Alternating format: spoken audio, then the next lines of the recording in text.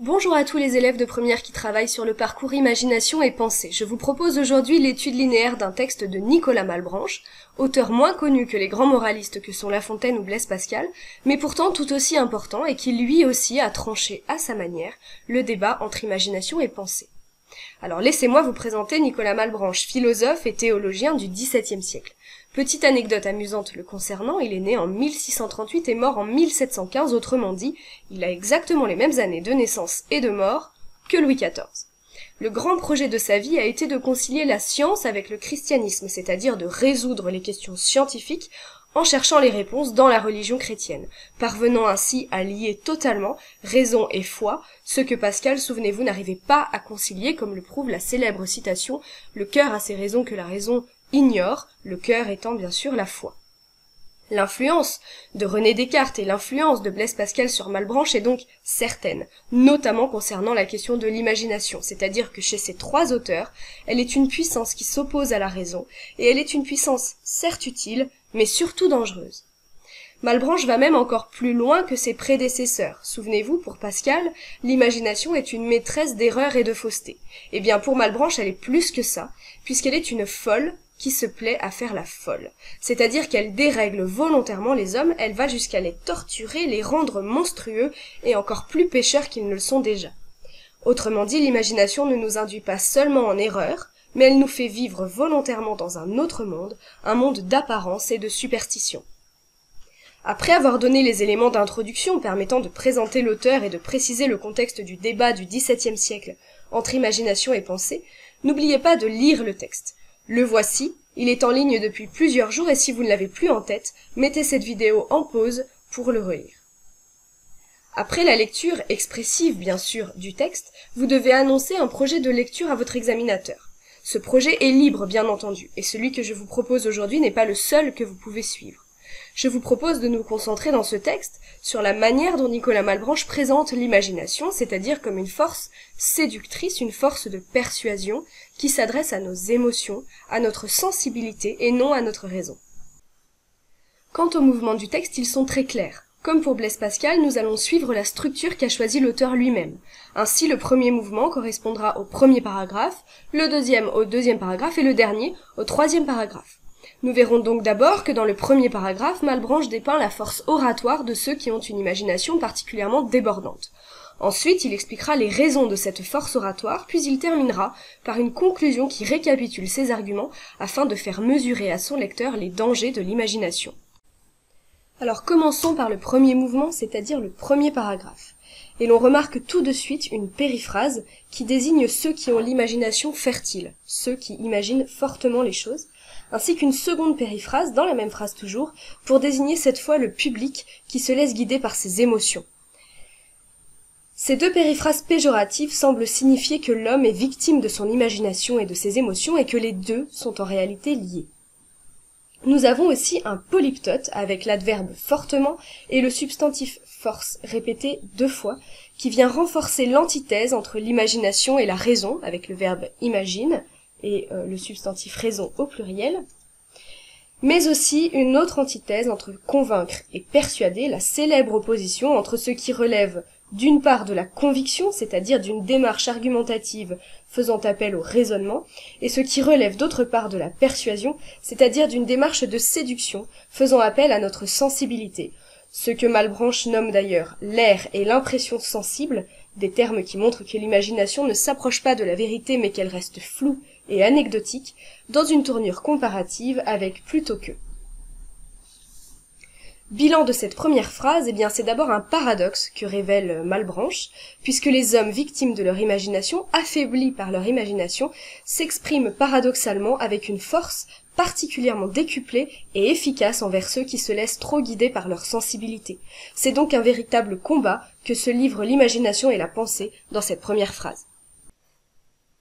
Passons à la phrase suivante. Ainsi, l'air de leur visage, le ton de leur voix et le tour de leurs paroles, animant leurs expressions, préparent ceux qui les écoutent et qui les regardent à se rendre attentifs et à recevoir machinalement l'impression de l'image qui les agite. Avec le connecteur ainsi, nous sommes bien dans une argumentation directe et dans une démarche argumentative, d'autant plus que Malebranche énumère, en rythme ternaire, les caractéristiques des orateurs imaginatifs qui parviennent, nous dit l'auteur, à animer leurs expressions. C'est donc un véritable travail de mise en scène et de comédien, comme le montre d'ailleurs l'emploi de certains termes qui peuvent évoquer l'univers du théâtre, avec ton, voix, air ou tour.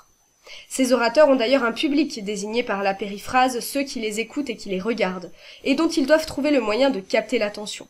Il s'agit donc d'une ruse, d'une illusion théâtrale en quelque sorte, puisque les orateurs doivent préparer le public à recevoir machinalement l'impression de l'image.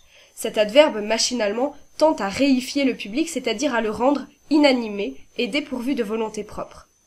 Bilan de cette deuxième phrase, ceux qui ont beaucoup d'imagination sont des prédicateurs qui prennent une figure savamment étudiée pour réduire le public à l'état de machine agitée par l'impression des images, c'est-à-dire même pas les images elles-mêmes, mais seulement une impression de l'image, ce qui est encore plus abstrait. Passons à la troisième phrase, qui commence une fois de plus par des connecteurs témoignant de la démarche démonstrative de Malebranche. Car enfin, quoique, parce que, ou encore à cause, qui annonce une explication construite et logique. S'ensuit l'emploi de périphrase, un homme qui est pénétré de ce qu'il dit et impassionné, qui désigne celui qui se laisse guider par son imagination et qui en est profondément imprégné, comme le montre la répétition du verbe pénétrer avec un passage de la forme passive à la forme active. Les verbes pénètre et émeut sont aussi au présent de vérité générale pour affirmer le pouvoir de l'imagination qui ne semble pas souffrir d'exception, comme le montre l'adverbe toujours. On repère aussi dans cette longue phrase le champ lexical de la persuasion, avec émeu, persuasive, sentir, flatte, sens, et la répétition du mot imagination. L'imagination est donc bien une fois de plus de l'ordre de la persuasion, et la tournure concessive, quoique sa rhétorique soit souvent irrégulière, elle ne laisse pas d'être très persuasive, montre que même si le discours n'est pas rigoureux, il est toujours efficace. C'est un paradoxe que Malebranche explique par une comparaison, plus que, qui établit la supériorité de l'imagination sur la raison. L'infériorité des discours fondés sur la raison est d'ailleurs appuyée par les deux négations syntaxiques totales de la fin de la phrase « ne flatte point » et « ne frappe point leur imagination ». Cette comparaison entre l'imagination et les discours les plus forts prononcés de sang-froid, qui est d'ailleurs une hyperbole, n'est pas sans rappeler le discours de La Fontaine dans Le pouvoir des fables. Bilan de cette troisième phrase et de ce premier mouvement, l'imagination est du domaine de la passion, de l'émotion, de la sensibilité et de la persuasion. Elle est un art de la ruse et elle est efficace parce qu'elle atteint nos sens avec davantage de vivacité que les discours fondés sur la raison. Nous pouvons passer au deuxième mouvement et voir quelles sont les autres conséquences de cette efficacité que Malebranche va développer dans le deuxième paragraphe. Les personnes d'imagination ont donc l'avantage de plaire, de toucher et de persuader à cause qu'ils forment des images très vives et très sensibles de leurs pensées. Avec la conjonction de coordination donc, Malebranche annonce la conséquence de tout ce qui vient d'être dit précédemment. Il est toujours question des personnes d'imagination, ces excellents orateurs que l'on retrouvera dans tout le paragraphe derrière le pronom personnel sujet, il au pluriel. Que nous dit Malebranche sur ces personnes d'imagination? Eh bien, à travers la gradation ascendante composée de trois infinitifs, plaire, toucher et persuader, Malebranche concède un certain nombre d'avantages aux orateurs. Ces verbes ne sont d'ailleurs pas choisis par hasard, puisqu'ils rappellent les trois principes de la rhétorique classique selon Horace, placere, movere et docere, plaire, émouvoir, instruire. Malebranche reprend ensuite l'argument précédent, avec la répétition de l'adverbe d'intensité très et l'emploi de vive, qui fait référence à l'adverbe vivement dans le premier paragraphe, et sensible, qui fait référence à sentir et sens dans le premier paragraphe aussi. Pour faire le bilan de cette première phrase, disons que Malebranche fait une transition entre le premier et le deuxième paragraphe pour résumer sa pensée et tirer la grande conséquence de sa démonstration, à savoir que les personnes d'imagination ont un avantage de poids, ils plaisent. Dans la phrase suivante, qui commence par « mais encore », Malebranche veut aller plus loin. Il annonce d'autres causes au succès de l'imagination, et cet effet d'annonce s'accompagne de l'emploi du verbe « gagner », qui n'est pas sans évoquer l'univers du combat entre imagination et pensée. Vient ensuite la justification introduite par Car et exprimée sous la forme d'une négation restrictive qui a un effet particulièrement dépréciatif, renforcé par le polyptote « facilité, facile » et le substantif « commun ». Autrement dit, Malebranche accuse les personnes d'imagination d'aborder uniquement des sujets simples et accessibles à tous, et de ne pas oser aborder de sujets sérieux ou sensibles qui risqueraient d'indigner, de déplaire ou de mettre mal à l'aise. Nous retrouvons des négations restrictives dans la phrase suivante avec un rythme binaire qui structure clairement la phrase. Dans un souci de clarté et de simplicité, tout va par deux. Les négations restrictives, mais aussi expressions et termes, ou très fortes et très touchantes avec la répétition de traits. Nous retrouvons aussi le champ lexical de la persuasion, avec sens, forte et touchante, pour montrer que les personnes d'imagination ne s'adressent jamais à la raison. Nous avons une nouvelle négation restrictive dans la suite du texte pour déprécier encore davantage le travail entre guillemets des personnes d'imagination. Toujours avec un rythme binaire, nous avons aussi une antithèse entre les sujets et la manière d'en parler. D'ailleurs, matière et manière, avec un seul phonème différent, sont une paronomase, tandis que grande s'oppose à vague et que difficile s'oppose à lieu commun. Il s'agit ici de la troisième raison pour laquelle l'imagination est efficace. C'est parce que les sujets sérieux, quand ils sont traités, ne le sont que de manière légère, comme le montre la négation lexicale sans, répétée 2 fois, donc toujours en rythme binaire, qui insiste sur le fait que les propos restent à l'état d'ébauche et de préjugés. La fin du paragraphe est très intéressante puisque pour blâmer les personnes d'imagination, Malebranche donne une double explication avec la répétition de soit parce que. Première possibilité, les orateurs n'ont pas les connaissances. Deuxième alternative, ils n'ont pas le vocabulaire. Dans les deux cas, c'est extrêmement péjoratif avec les négations syntaxiques. Mais Malebranche ne s'arrête pas là et accumule les infinitifs. Ils craignent peut-être d'être confus ou de lasser leur auditoire. Auditoire qui, vous le voyez, est lui aussi blâmé par une périphrase particulièrement péjorative, ceux qui ne sont pas capables d'une forte attention.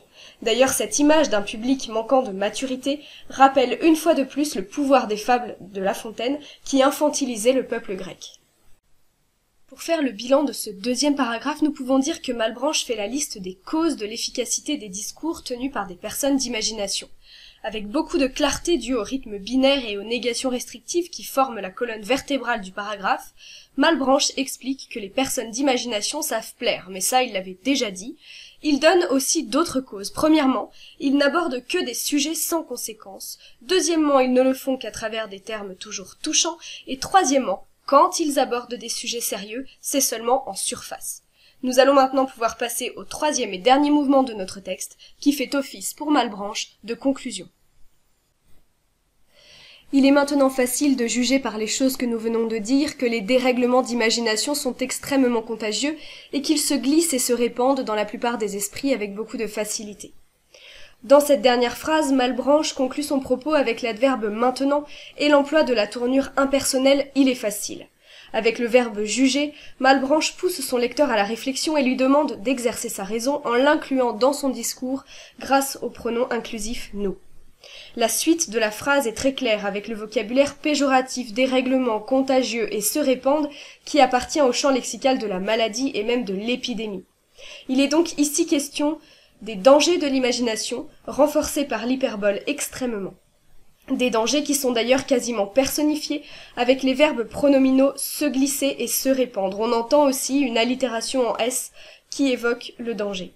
Tout est donc mis en place dans cette fin de texte pour faire mesurer au lecteur les dangers d'une imagination déréglée comme un corps malade, même si le polyptote facile, facilité oppose une dernière fois l'imagination et la raison. Autrement dit, même si l'imagination nous contamine facilement, il est facile aussi d'utiliser sa raison contre elle. Pour conclure cette étude linéaire, il vous suffit de résumer votre analyse en veillant à répondre à votre problématique et en proposant une ouverture. Ici, le plus pertinent est sans doute de faire le lien entre ce texte et Le pouvoir des fables de La Fontaine, puisque le constat est le même. Dans les deux cas, le public recherche ce qui est plaisant et simple et fuit les discours violents. En revanche, la conclusion n'est pas la même chez ces deux auteurs, puisque Malebranche nous invite à nous ressaisir et à résister grâce à notre raison à ce qui s'apparente à une maladie, alors que La Fontaine encourage plutôt son destinataire, Monsieur de Barillon pour rappel, à utiliser les charmes de l'imagination, puisque c'est ainsi que l'homme fonctionne, considérant en quelque sorte que la fin justifie les moyens. J'espère que ce texte est désormais plus clair pour vous et je vous donne rendez-vous très bientôt pour une prochaine étude linéaire.